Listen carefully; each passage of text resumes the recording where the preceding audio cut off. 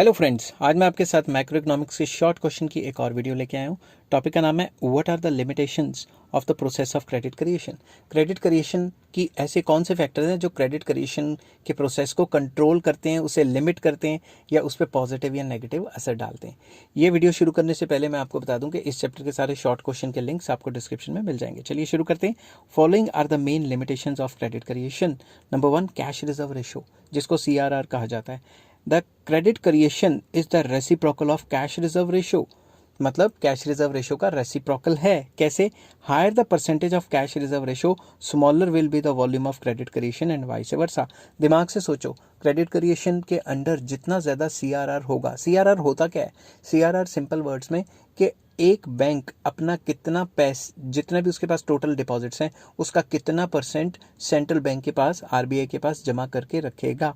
जितना ज्यादा RBI के पास उसे रखना पड़ेगा, उतना कम वो लोन दे पाएगा। समझ गई बात? And vice versa. दूसरा आ जाता है अमाउंट ऑफ प्राइमरी डिपॉजिट्स। इसके साथ तो सीधा पॉजिटिव रिलेशन है, जितना ज्यादा प्राइमरी डिपॉजिट होंगे उतना ही ज्यादा लोन दे पाएगा कोई भी bank. If the amount of primary deposit is large, credit creation will also be large and vice versa. मतलब अगर प्राइमरी डिपॉजिट कम है तो लोन कम दे पाएगा। ठीक है। नेक्स्ट आ जाता है banking habits of the people. लोगों की बैंकिंग हैबिट क्या है? Power of bank to create credit also depends on people's banking habit. कैसे? If people of a country transact most of their businesses by checks, then they require very little cash. Simple words में, अगर ज़्यादातर banking facilities की help लेते हैं या UPI के through transfer करते हैं पैसा या फिर चेक के थ्रू ट्रांसफ़र करते हैं, मतलब लोगों को बैंकिंग हैबिट है बैंकों के थ्रू ट्रांजैक्शन करनी है, तो लोगों के पास कैश हो ना हो उनको कोई फ़र्क नहीं पड़ता। As a result cash balances with the banks will increase and show their capacity to create credit.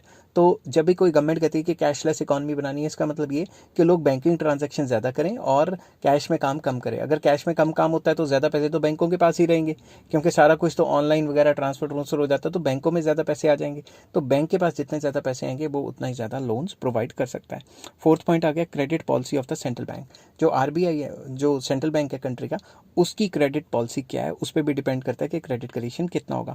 If the central bank pursues cheap monetary policy, मतलब क्रेडिट एक्सपेंशन करना चाहता है, then the power of commercial banks to create credit is increased. Simple words में, जब central bank चाहता है कि ज़्यादा लोन दिया जाए, उसको कहते हैं चीप मॉनेटरी पॉलिसी, जिससे वो कहेगा कि भाई कम रेट ऑफ इंटरेस्ट पे लोन देते रहे लोगों को। ये ऐसा ज़्यादातर तब होता है जब इकोनॉमी में रिसेशन या डिप्रेशन आता है। ठीक है। कोरोना के टाइम पे सस्ते रेटों पे लोन हर एक को बांटे गए। On the other hand, if the central bank pursues dear monetary policy, जिसको क्रेडिट कॉन्ट्रैक्शन पॉलिसी भी कहते हैं, then the power of commercial banks to create credit will be decrease.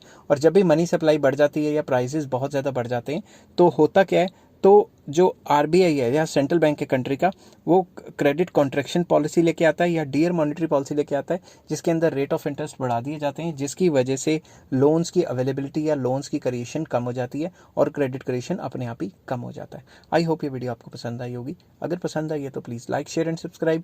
इस चैप्टर के सारे शॉर्ट क्वेश्चन के लिंक्स आपको description में मिल जाएंगे। Take care, bye bye.